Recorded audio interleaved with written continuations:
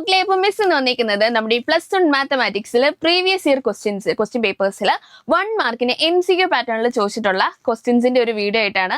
അപ്പൊ നമുക്ക് നേരെ വീഡിയോയിലേക്ക് പോയാലോ? യെസ്, നോക്കിക്കേ. ആദ്യത്തെ ക്വസ്റ്റ്യൻ എന്താ ചോദിച്ചേക്കുന്നത്? If A is any set, അപ്പം എ എന്ന് പറയുന്ന ഒരു സെറ്റ് ഉണ്ടായിരുന്നു. So then A intersection A complement എന്ന് പറയുന്നത് ഈക്വൽ ടു എന്തായിരിക്കും? A intersection A complement. അപ്പം എ എന്ന് പറഞ്ഞൊരു സെറ്റ് ഉണ്ടെങ്കിൽ എ കോംപ്ലിമെന്റ് എന്ന് പറയുന്നത് എന്തായിരിക്കും? യെസ്, എ എന്ന് പറയുന്ന സെറ്റിലെ എലമെന്റ്സ് ഒഴികെ ബാക്കി യു എന്ന് പറയുന്ന സെറ്റിലുള്ള എലമെന്റ്സിനാണ് നമ്മൾ ഒരു സെറ്റാക്കി എഴുതുന്നതിനാണ് നമ്മൾ എ കോംപ്ലിമെന്റ് എന്ന് പറയുന്നത്, അല്ലേ? അപ്പം ഇവർ രണ്ടിനും കോമൺ ആയിട്ട് ഇന്റർസെക്ഷൻ എന്ന് പറഞ്ഞാൽ എന്താ? കോമൺ ആയിട്ടുള്ള എലമെന്റ്സ് എടുത്ത് എഴുതാൻ വേണ്ടിയിട്ട്. അപ്പം ഇവർക്ക് രണ്ടുപേർക്കും കോമൺ ആയിട്ട് ഏതെങ്കിലും എലമെന്റ്സ് കാണുമോ? ഇല്ലല്ലേ. അപ്പൊ എന്താണ്, എന്ത് സെറ്റ് ആയിരിക്കും നമുക്ക് കിട്ടുന്നത്? യെസ്, നമുക്ക് കിട്ടുന്നത് നൾ സെറ്റ് ആയിരിക്കും. നൾ സെറ്റ് അല്ലെങ്കിൽ എം ടി സെറ്റ് അല്ലെങ്കിൽ വോയിഡ് സെറ്റ് എന്ന് പറയും. ഇതിന് നമ്മൾ എന്തൊക്കെ രീതിയിലാണ് റെപ്രസെന്റ് ചെയ്യുന്നത്? നമുക്ക് രണ്ട് രീതിയിൽ റെപ്രസെന്റ് ചെയ്യാം. ഒന്ന് 5 വെച്ചും പിന്നെ എന്താണ് 2 എൻക്ലോസ്ഡ് ആയിട്ടുള്ള ബ്രേസസ് വെച്ചും നമുക്ക് റെപ്രസെന്റ് ചെയ്യാൻ പറ്റും. അപ്പൊ നമ്മുടെ ആൻസർ എന്താണ് വരുന്നത്? യെസ്, നമ്മുടെ ബി ആണ് നമ്മുടെ ആൻസർ വരുന്നത്. ഇനി നമുക്ക് അടുത്ത ക്വസ്റ്റ്യൻ നോക്കിയാലോ? അടുത്ത ക്വസ്റ്റ്യൻ നോക്കിക്കേ. ഇവിടെ നമ്മളോട് പറയാണ് എ എന്ന് പറയുന്ന ഒരു സെറ്റിനെ നമ്മൾ എന്ത് ചെയ്തു? നമ്മുടെ സെറ്റ് ബിൽഡർ ഫോമിലാണ് കൊടുത്തേക്കുന്നത്. ഇവിടെ നമ്മളോട് പറയാണ് എന്താണ്? എക്സ് എന്ന് പറയുന്ന ഒരു നാച്ചുറൽ നമ്പർ ആണ്. എക്സ് എന്ന് പറയുന്നത് ഒരു നാച്ചുറൽ നമ്പർ ആണ്. എക്സ് ഒരു നാച്ചുറൽ നമ്പർ ആണ്. പക്ഷെ എക്സ് എന്ന് പറയുന്ന വേറൊരു കണ്ടീഷൻ കൊടുത്തിട്ടുണ്ട്. എന്താ കൊടുത്തേക്കുന്നത്? എക്സ് 5-നെക്കാട്ടിലും ചെറുതും 7-നെക്കാട്ടിലും വലുതുമായിരിക്കണം. എന്താണ്? 5-നെക്കാട്ടിലും ചെറുതും 7-നെക്കാട്ടിലും വലുതുമായിരിക്കണം. അങ്ങനെ ഏതെങ്കിലും നമ്പർ ഉണ്ടോ? ഇല്ലല്ലേ. അപ്പൊ നോക്കിക്കോണം. അപ്പൊ ആ സെറ്റിനകത്ത് ഒരു എലമെന്റ്സും ഇല്ല. അങ്ങനെയാണെങ്കിൽ എൻ ഓഫ് എ എന്ന് പറഞ്ഞാൽ എന്താ? എൻ ഓഫ് എ എന്ന് ഉദ്ദേശിക്കുന്നത് എന്താ? Number of elements in set A എന്നല്ലേ കൊടുത്തേക്കുന്നത്. അപ്പം ഈ എ എന്ന് പറയുന്ന സെറ്റ് എന്ന് പറയുന്നത് നമുക്കറിയാം എം ടി സെറ്റ് അല്ലെങ്കിൽ നൾ സെറ്റ് ആണ്. അങ്ങനെയാണെങ്കിൽ എൻ ഓഫ് എ എന്ന് പറയുന്നത് എന്തായിരിക്കും? Number of elements in set A എന്ന് പറയുന്നത് എന്തായിരിക്കും? യെസ്, ഈക്വൽ ടു 0 ആയിരിക്കും. ഈ ക്വസ്റ്റ്യനും സെറ്റ് അല്ലേടാ മക്കളെ? അങ്ങനെയാണെങ്കിൽ നമുക്ക് അടുത്ത ക്വസ്റ്റ്യൻ നോക്കിയാലോ? അടുത്ത ക്വസ്റ്റ്യൻ നോക്കിക്കേ. If A and B are 2 sets. അപ്പം എ എന്ന് പറയുന്ന ഒരു സെറ്റ് ഉണ്ടായിരുന്നു, ബി എന്ന് പറയുന്ന ഒരു സെറ്റ് ഉണ്ടായിരുന്നു. Such that A is A subset of B. A എന്ന് പറയുന്നത് ബിയുടെ സബ്സെറ്റ് ആണ്. അതായത് എന്താണ്? എയിലെ എല്ലാ എലമെന്റ്സും ബിയിൽ ഉണ്ടെങ്കിൽ ആണ് നമ്മൾ പറയുന്നത് എ എന്ന് പറയുന്നത് ബിയുടെ സബ്സെറ്റ് ആണെന്ന് പറയത്തുള്ളൂ. എ എന്ന് പറയുന്നത് ബിയുടെ സബ്സെറ്റ് ആണെന്ന് പറയണമെങ്കിൽ എയിലെ എല്ലാ എലമെന്റ്സും ആരിലുണ്ടായിരിക്കണം? ബി എന്ന് പറയുന്ന സെറ്റിൽ ഉണ്ടായിരിക്കണം. ഇനി നോക്കിക്കോണം. ഇനി നമ്മളോട് ചോദിക്കുകയാണ് ദെൻ എ യൂണിയൻ ബി എന്ന് പറയുന്നത് എന്താണ്? A union B. മക്കളെ, യൂണിയൻ എന്ന് പറയുന്നത് എന്താ മക്കളെ? എ എന്ന് പറയുന്ന ഒരു സെറ്റും ബി എന്ന് പറയുന്ന ഒരു സെറ്റും ഉണ്ടെങ്കിൽ അവരുടെ തമ്മിലുള്ള യൂണിയൻ എന്ന് പറയുന്നത് അവർ രണ്ടിലെ എലമെന്റ്സിനെ നമ്മൾ ഒരുമിച്ച് ഒരു സെറ്റാക്കി എഴുതാന്ന് മിസ് പറഞ്ഞിട്ടില്ലേ?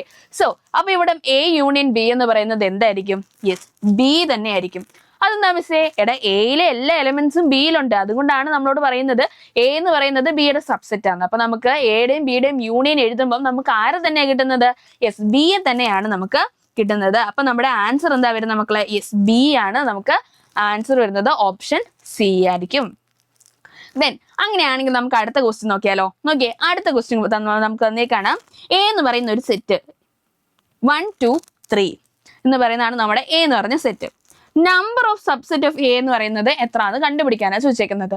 സോ അപ്പൊ നമ്മൾ നമ്പർ ഓഫ് സബ്സെറ്റ് കണ്ടുപിടിക്കുന്നത് എങ്ങനെയാണ്? യെസ്, ഇപ്പം എ എന്ന് പറയുന്ന സെറ്റിനകത്ത് 3 എലമെന്റ്സ് ഉണ്ട്. അപ്പം 2n ആണ് നമ്പർ ഓഫ് സബ്സെറ്റ് എന്ന് പറയുന്നത്. ഇവിടെ എൻ ഓഫ് എ എന്ന് പറയുന്നത് എത്രയാണ്? 3 അല്ലേ? അപ്പം നമ്മുടെ number of subset of A എന്ന് പറയുന്നത് എന്തായിരിക്കും? 2 അല്ലേടാ മക്കളെ വരുന്നത്? 2 എന്ന് പറയുന്നത് എത്രയാണ്? 8 അല്ലേ? സോ നമ്മുടെ ഓപ്ഷൻ ഏതായിരിക്കും വരുന്നത്? ഈ ആൻസർ എന്ന് പറയുന്നത് ഓപ്ഷൻ സി, 8 ആയിരിക്കും നമ്മുടെ ആൻസർ വരുന്നത്. ഇനി അടുത്ത ക്വസ്റ്റ്യൻ നോക്കിക്കേ. അടുത്ത നമ്മളോട് പറയാണ് if P and Q are 2 set such that n of P എന്ന് പറയുന്നത് 12. അപ്പം പി എന്നും ക്യൂ എന്നും പറയുന്ന 2 സെറ്റുകൾ ഉണ്ടായിരുന്നു. അതിൽ എൻ ഓഫ് പി, അതായത് number of elements in P എന്ന് പറയുന്നത് 12 ആണ്. N of Q minus P എന്ന് പറയുന്നത് 7 ആണ്. ക്യൂ മൈനസ് പി എന്ന് പറഞ്ഞാൽ എന്താ മക്കളെ? ക്യൂ മൈനസ് പി എന്ന് പറയുന്നത് എന്താ? Elements that are in Q but not in P. ക്യൂവിലുള്ള എലമെന്റ്സ് എന്നാൽ പിയിൽ ഇല്ലാത്തതായിട്ടുള്ള എലമെന്റ്സിന്റെ സെറ്റിനാണ് നമ്മൾ എന്ത് വിളിക്കുന്നത്? ക്യൂ മൈനസ് പി എന്ന് വിളിക്കുന്നത്. അപ്പം so n of Q minus P എന്ന് പറഞ്ഞാൽ എന്താ? Number of elements in Q minus P എന്നാണ്. അത് എത്ര നമുക്ക് തന്നേക്കുന്നത്? 7 എന്നും നമുക്ക് തന്നിട്ടുണ്ട്. Then which among the following is the value of n of p union q? അപ്പൊ നമ്മളോട് ചോദിക്കുകയാണ് n of p union q എന്ന് പറയുന്നത് എന്താണ്? എടാ നോക്കിയേ, നമുക്ക് തന്നിരിക്കുന്നതിനകത്ത് നമുക്ക് എന്ത് മനസ്സിലായി? n of p union q എന്ന് പറയുന്നത് എന്താണ്? Yes, n of p plus n of q minus p അല്ലേടാ വരുന്നത്. സോ നമുക്ക് എന്ത് കിട്ടും? 12 plus 7 19 എന്ന് കിട്ടും. 12 plus 7 19 എന്ന് നമുക്ക് ആൻസർ കിട്ടും. സോ നമുക്ക് ആൻസർ ഏതാ ഓപ്ഷൻ? ഓപ്ഷൻ സി നമുക്ക് ആൻസർ ആയിട്ട് കിട്ടും. അപ്പൊ ഈ ക്വസ്റ്റ്യൻ സെറ്റ് അല്ലേടാ മക്കളെ? ദെൻ അടുത്ത ക്വസ്റ്റ്യൻ നോക്കിക്കേ.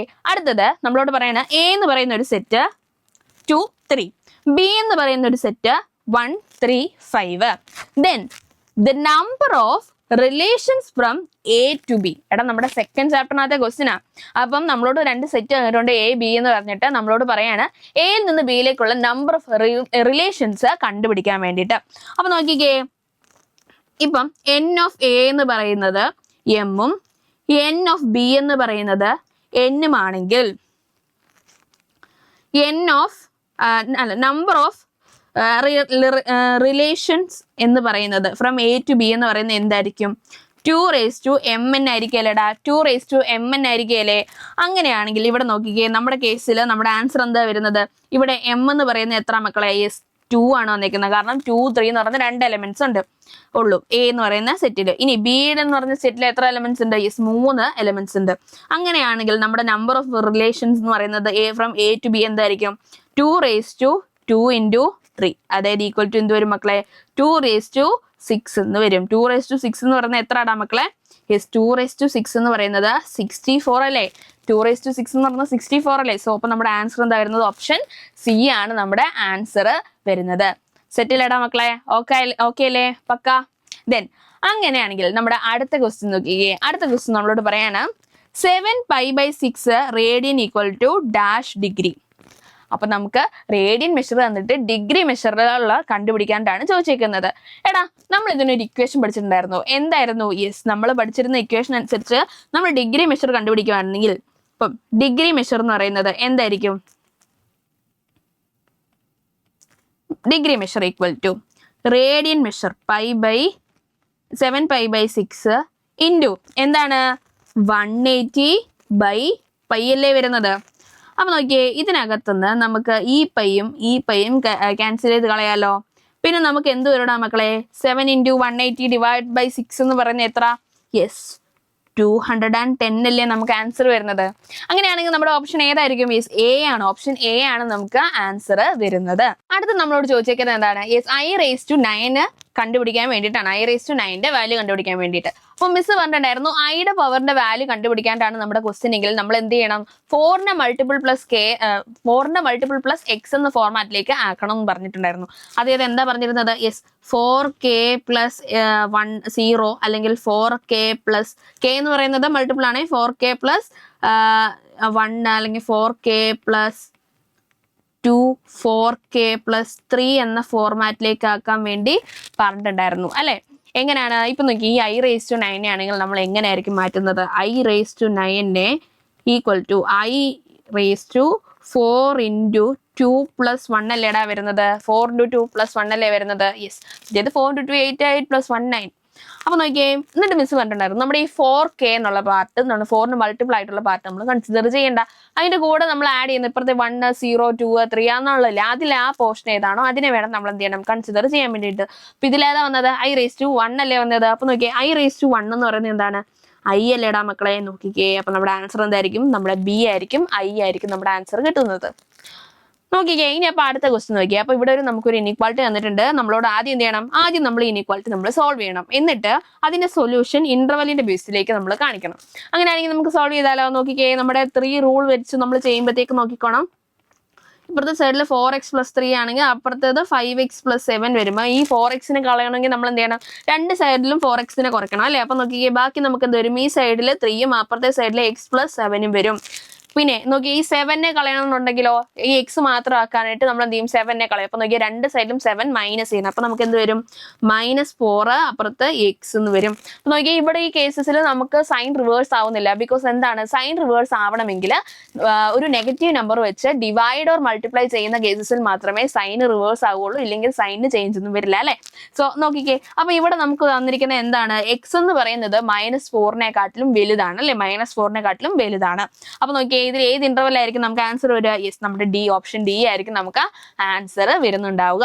നോക്കിയേ അപ്പൊ നമുക്ക് അടുത്ത ക്വസ്റ്റ്യൻ നോക്കിയാലോ. ഇവിടെ ഇനി നമുക്ക് നേരെ തിരിച്ചു തന്നേക്കാണ്. നമുക്ക് അത് ഇന്റർവെൽ തന്നു, എന്നിട്ട് ഇതിനകത്ത് നമ്മളോട് ഇതിൽ ഏതാണ് ഓപ്ഷൻ എന്ന് നമ്മളോട് കണ്ടുപിടിക്കാൻ പറയാണ്. ഈ ഇന്റർവെൽ റെപ്രസെന്റ് ചെയ്യുന്നത് ഇതിൽ ഏതാണെന്ന് നമ്മളോട് കണ്ടുപിടിക്കാൻ ചോദിച്ചേക്കാണ്. ഏതാ മക്കളെ? ഏസ് ഓപ്ഷൻ ഡി അല്ലേടാ. നോക്കിക്കേ ഇവിടെ നമുക്ക് പറയുന്നത് 3x - 1 അപ്പുറത്ത് നോക്കിക്കേ 5. അപ്പൊ ഈ -1 നമുക്ക് കളയണമെന്നുണ്ടെങ്കിൽ രണ്ട് സൈഡിലും എന്ത് ചെയ്യണം? +1 ആഡ് ചെയ്യണം. അപ്പൊ നോക്കിയേ 3x ഇവിടെ വരും, അപ്പുറത്ത് 6 വരും. അപ്പൊ ഈ 3x നമ്മൾ x എന്നുള്ള രീതിയിലേക്ക് എക്സിനെ മാത്രം അവിടെ നിർത്തുന്നത്. അപ്പൊ എന്ത് ചെയ്യും? 3 കളയണം. അപ്പൊ എന്ത് ചെയ്യണം? ഡിവൈഡ് ചെയ്യണം. എന്ത് 3 വെച്ച് രണ്ട് സൈഡിൽ. അപ്പൊ നമുക്ക് എന്ത് വരും? യെസ് നോക്കിക്കേ ഇത് തന്നെ അല്ലേടാ മക്കളെ നമ്മുടെ ഇന്റർവെൽ ഇത് റെപ്രസെന്റ് ചെയ്യുന്നത്. സോ നമുക്ക് ഓപ്ഷൻ ഡി ആയിരിക്കും ആൻസർ വരുന്നത്. അങ്ങനെയാണെങ്കിൽ നോക്കിയാൽ അടുത്ത ക്വസ്റ്റ്യൻ നോക്കിയാൽ ഏതാണ്ട് ഇത് ഈ നമ്മുടെ ഈ എക്സാമിനൊക്കെ ചോദിച്ചിട്ടുള്ള ക്വസ്റ്റ്യൻ. നമ്മുടെ ക്രിസ്മസ് എക്സാമിന് 2 മാർക്കിന് ചോദിച്ചിട്ടുണ്ടായിരുന്നു അല്ലെ. 2-3 മാർക്കിന് നമുക്ക് ഈ ക്വസ്റ്റ്യൻ ചോദിച്ചിട്ടുണ്ടായിരുന്നു. 2 മാർക്കിന് ചോദിച്ചിട്ടുണ്ടായിരുന്നു. ഇവിടെ ഇത് 1 മാർക്കിന്റെ ക്വസ്റ്റ്യൻ ആയിട്ടും ഈ പാറ്റേണിൽ നമുക്ക് ക്വസ്റ്റ്യൻസ് പ്രതീക്ഷിക്കാം. സോ നോക്കിക്കേ അപ്പൊ ഇതിന്റെ ആൻസർ എന്താ വരുന്നത്? അപ്പൊ NC8 എന്ന് പറയുന്നത് NC2 ഈക്വൽ ആണ്. അപ്പൊ n എന്താണെന്നാ ചോദിച്ചേക്കുന്നത്. അപ്പൊ എന്താ നോക്കിയേ n എന്ന് പറയുന്നത് എന്താണെന്ന് മിസ് പറഞ്ഞിട്ടുള്ള യെസ് 8 + 2 = 10 ആയിരിക്കും നമ്മുടെ n വരുന്നത്. അതായത് ഓപ്ഷൻ ഡി ആയിരിക്കും നമ്മുടെ ആൻസർ. ഇനി അടുത്ത നോക്കിക്കേ അടുത്ത ക്വസ്റ്റ്യൻ വരുന്നത് നോക്കിക്കേ ഏതാണ്ട് ഈ ഒരു ക്വസ്റ്റ്യൻ ഉണ്ടല്ലോ നമുക്ക് 3 മാർക്കിനായി 2 മാർക്കിന് ചോദിച്ചിട്ടുണ്ട്. ഏതാണ്ട് ഇപ്പോൾ 1 മാർക്കിനും പ്രീവിയസ് ഇയറിൽ ഒരു തവണ ചോദിച്ചിട്ടുണ്ട്. അപ്പൊ നോക്കിയേ ഇതിന് നമ്മൾ എങ്ങനെയായിരുന്നു സോൾവ് ചെയ്തുകൊണ്ടിരുന്നത്? ഈ മിസ് അതിന്റെ സ്റ്റെപ്പ് ഫുൾ ആയിട്ട് തന്നെ കാണിച്ചു തരാം. ആദ്യം നമ്മൾ എന്ത് ചെയ്തു? ക്രോസ് ചെയ്ത് അല്ലേ. അപ്പൊ നോക്കിയേ 7 factorial into 6 factorial divided by 6 factorial അല്ല 7 ഫാക്ടോറിയൽ പ്ലസ് നടുക്ക് പ്ലസ് അല്ലേ വരുന്നത്? 7 factorial plus 6 factorial divided by 6 into 6 factorial into 7 factorial equal to അപ്പുറത്ത് എന്ത് വരും? x/8 factorial. അവിടെ നോക്കി മേളിൽ നീ 6 ഫാക്ടോറിയലിനെ പുറത്തെടുത്താൽ നമുക്ക് എന്ത് കിട്ടും? യെസ് നോക്കി ഇവിടെ 7 ബാലൻസ് ഉണ്ടാവും, അപ്പുറത്ത് 1 അല്ലേ. താഴെയോ ആ 6 ഫാക്ടോറിയൽ ഇൻറ്റു 7 ഫാക്ടോറിയൽ എഴുതി. ഇപ്പം നോക്കിയേ ഈ എക്സ് ഡിവൈഡ് ബൈ 8 ഫാക്ടോറിയൽ നമുക്ക് എന്ത് എഴുതാം? 8 ഇൻറ്റു 7 ഫാക്ടോറിയൽ എന്ന് നമുക്ക് എഴുതത്തില്ലേ? സോ ഇന്ന് നോക്കിയേ ഇനി ഇതിനകത്ത് നേരൊക്കെ കട്ട് ചെയ്ത് കളയാം. കണ്ടേ ഈ 6 ഫാക്ടോറിയലും ഈ 6 ഫാക്ടോറിയലും നമുക്ക് കട്ട് ചെയ്ത് കളയത്തില്ലേ?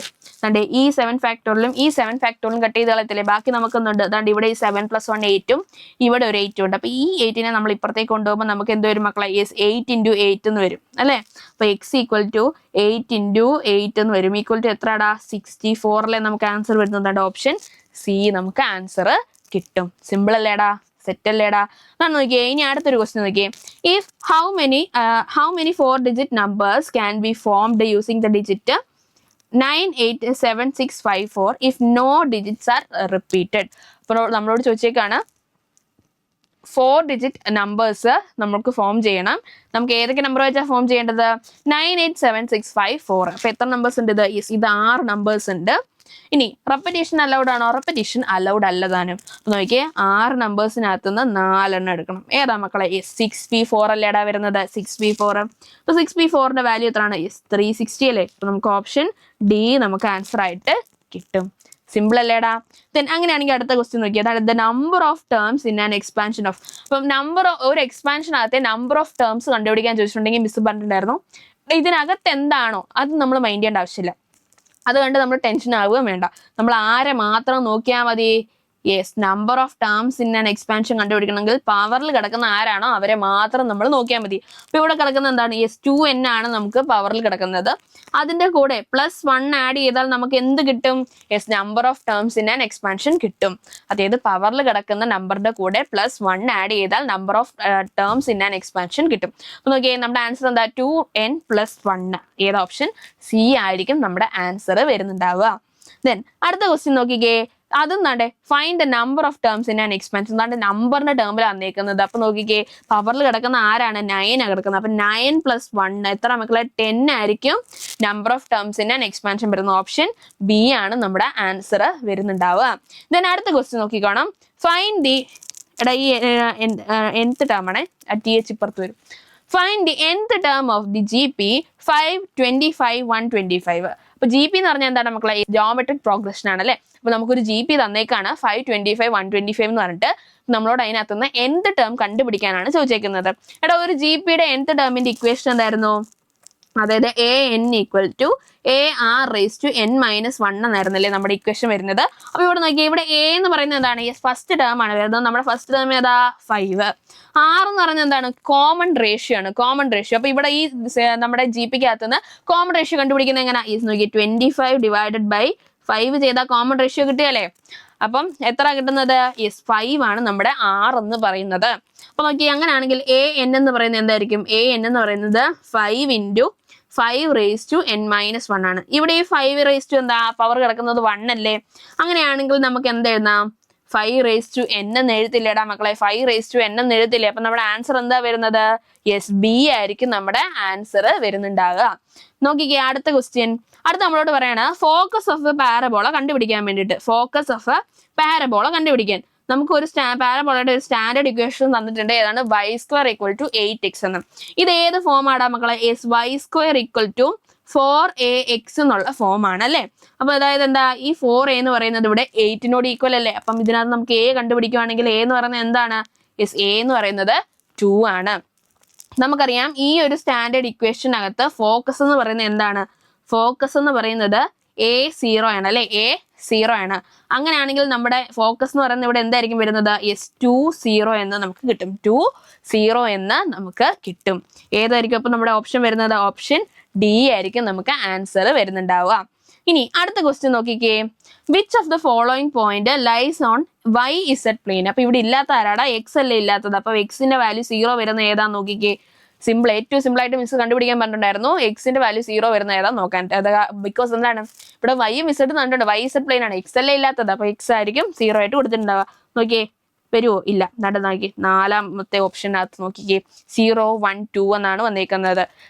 X എന്ന് പറഞ്ഞ 0യും y-യും Z-ഉം നോൺ 0 ഡിജിറ്റ്സ് 1, 2 എന്ന് പറഞ്ഞാൽ നമുക്ക് കൊടുത്തിട്ടുണ്ട്. 0 അല്ലാത്ത ഡിജിറ്റ്സും കൊടുത്തിട്ടുണ്ട്.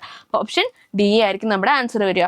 അപ്പൊ നോക്കിയേ അടുത്ത ക്വസ്റ്റ്യൻ നോക്കിക്കോണം. നമ്മളോട് പറയണ ദ പോയിന്റ് 0, 2, 3 ലൈസ് ഇൻ. അപ്പം 0, 2, 3 എന്ന് പറഞ്ഞ പോയിന്റ് ഏത് പ്ലെയിനിലായിരിക്കും വരുന്നതെന്ന്. അപ്പൊ ഇവിടെ നോക്കിയാൽ എക്സിന്റെ വിലയോട് 0 കൊടുത്തിട്ടുണ്ട്. y-യും Z-ഉം നമുക്ക് 2, 3 എന്ന് കൊടുത്തിട്ടുണ്ട്. അപ്പൊ ഏതാ മക്കളെ? YZ അല്ലേടാ. YZ പ്ലെയിൻ അല്ലേ? അപ്പൊ ഓപ്ഷൻ B YZ പ്ലെയിൻ നമുക്ക് കിട്ടും. ഇനി അടുത്ത് നോക്കിക്കേ. അടുത്ത ക്വസ്റ്റ്യൻ നോക്കുകയാണ് 7p7 = എന്താണെന്ന്. എടാ നമ്മൾ പെർമ്യൂട്ടേഷൻ അത് പഠിച്ചിട്ടുണ്ടായിരുന്നു. എന്താണ്? npn എന്ന് പറയുന്നത് എന്താണ്? n ഫാക്ടോറിയൽ പഠിച്ചിട്ടുണ്ടായിരുന്നു. അങ്ങനെയാണെങ്കിൽ 7p7 എന്ന് പറയുന്നത് എന്തായിരിക്കും മക്കളെ? 7 ഫാക്ടോറിയൽ ആയിരിക്കും. നമ്മുടെ ആൻസർ ഏതാ വരുന്നത്? ഓപ്ഷൻ B ആയിരിക്കും നമ്മുടെ ആൻസർ വരുന്നുണ്ടാവുക. അപ്പൊ നോക്കിയേ നമ്മൾ എന്ത് ചെയ്തു? ഒരു നമ്മുടെ പ്രീവിയസ് ഇയറിൽ 1 മാർക്കിന് MCQ പാറ്റേണിൽ വന്നിട്ടുള്ള ക്വസ്റ്റ്യൻസ് മിക്കതും തന്നെ ഇതിനകത്ത് കവർ ചെയ്തിട്ടുണ്ട്. അപ്പൊ എന്ത് ചെയ്യുക? എക്സാമിന് നിങ്ങൾ അടിപൊളിയായിട്ട് പഠിച്ച് അടിപൊളിയായിട്ട് തന്നെ എക്സാം എഴുതുക. ബൈ.